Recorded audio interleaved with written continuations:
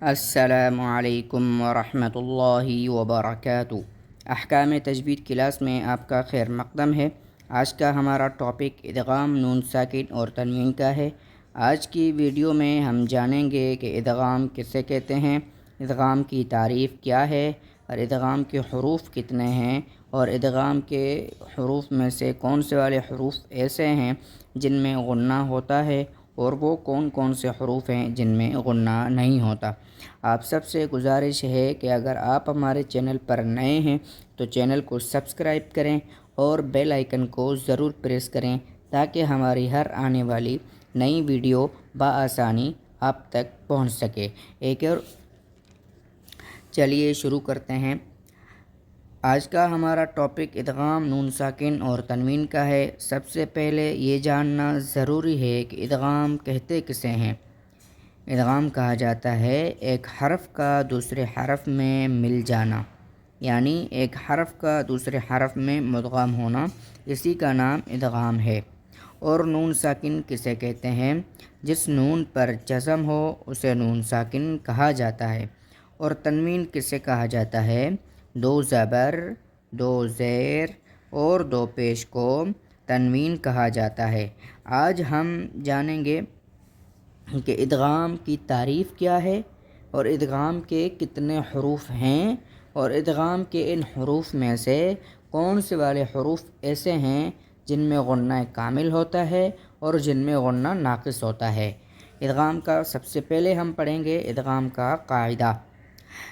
اگر نون ساکن اور تنوین کے بعد حروف ادغام میں سے کوئی حرف آ جائے تو وہاں ادغام ہوگا، اور تشدید کی وجہ سے زیادہ زور اگلے والے حرف پر دیا جائے گا اور اس کو غنہ کے ساتھ ادا کیا جائے گا۔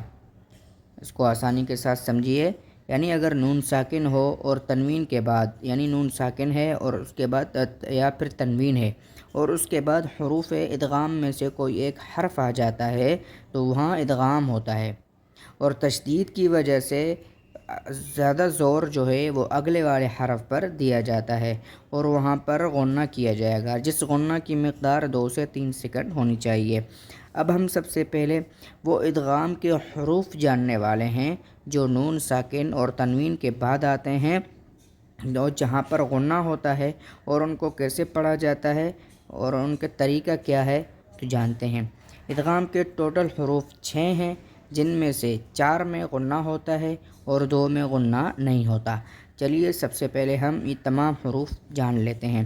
ادغام کے حروف 6 ہیں: یا، را، میم، لام، واو، نون۔ یا، را، میم، لام، واو، نون، یعنی ان کو آسانی کے لیے یرملون بھی کہا جاتا ہے۔ اب ہم جانیں گے ان میں وہ کون سے حروف ہیں جو غنہ کے ساتھ ادا ہوتے ہیں، اور وہ کون کون سے ہیں جو بغیر غنہ کے ادا ہوتے ہیں۔ سب سے پہلے ہم جانیں گے جو غنہ کے ساتھ ادا ہوتے ہیں، یعنی نون ساکن ہو یا تنوین ہو اور ان کے بعد ان حروف میں سے کوئی حرف آ جائے تو وہاں غنہ ہوگا۔ وہ کون سے حرف ہیں؟ وہ یا، میم، نون، واو، یعنی یہ جو 4 حروف ہیں جن کا مجموعہ بنتا ہے یمنو، یعنی ان 4 میں سے نون ساکن اور تنوین کے بعد کوئی ایک حرف بھی آ جائے گا تو وہاں غنہ ہوگا، یعنی ٹوٹل 6 حروف میں سے 4 حروف نکل گئے تو رہ گئے 2۔ کون کون سے رہ گئے؟ لام اور را۔ ان دونوں حروف میں اگر یہ لام اور را نون ساکن اور تنوین کے بعد کہیں پر آ جائیں تو وہاں پر غنہ نہیں ہوتا۔